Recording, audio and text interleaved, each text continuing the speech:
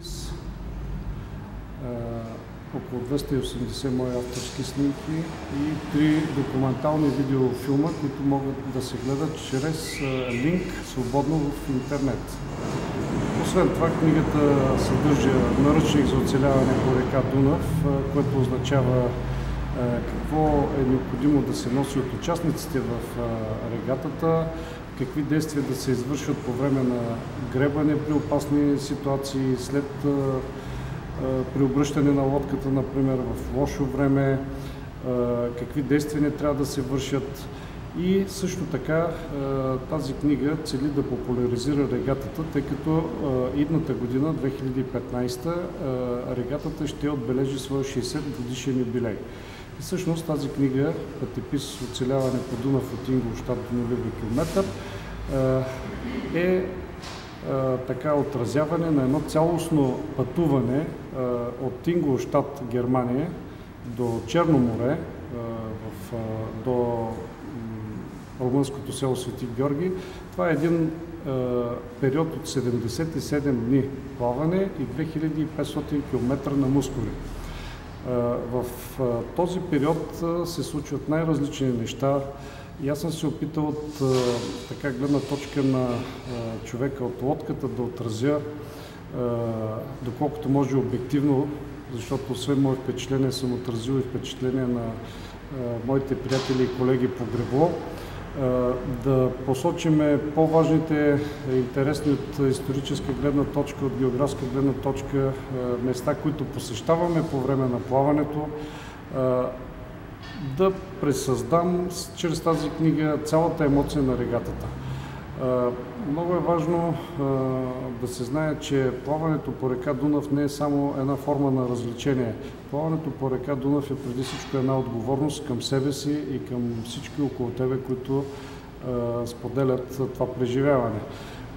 Както реката е тиха, спокойна, приятна, всяка една секунда невнимание може да доведе до някакъв нежелан инцидент.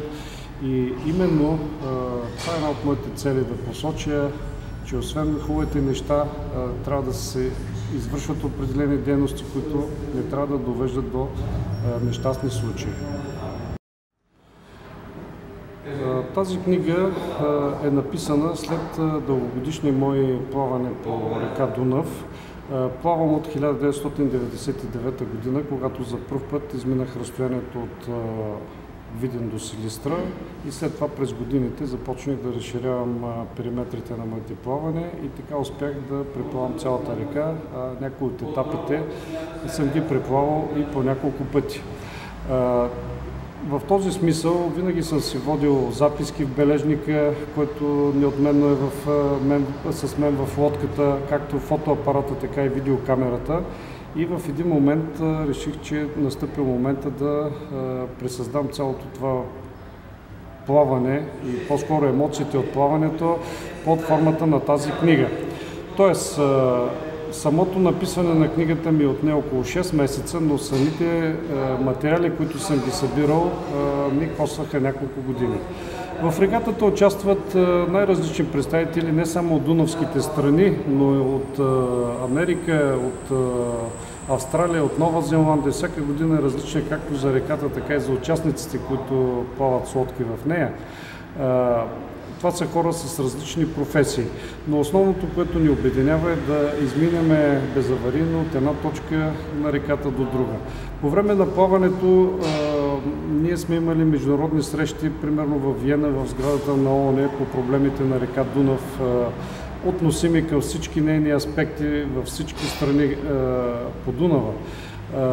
Разбира се, хората плават с различна мотивация в тази регата. Някои опитват да ловят риба, други искат да научат нещо повече.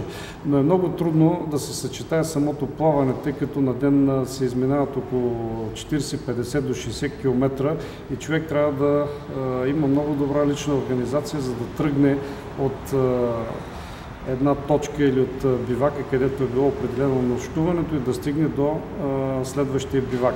В този смисъл, освен гребане, не остават много други възможности за някакви научни експерименти или изследвания. Но за сметката на това, организаторите в някои страни осигуряват интересни посещения на забележителности около местата за бивакуване, така както и тук в Русе.